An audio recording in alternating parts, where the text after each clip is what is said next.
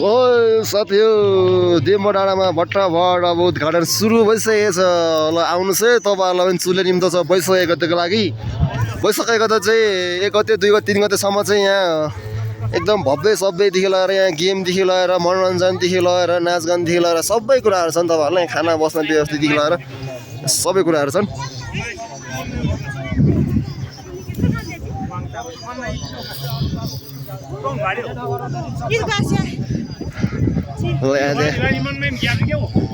अनि के छ तपाईको खबर अनि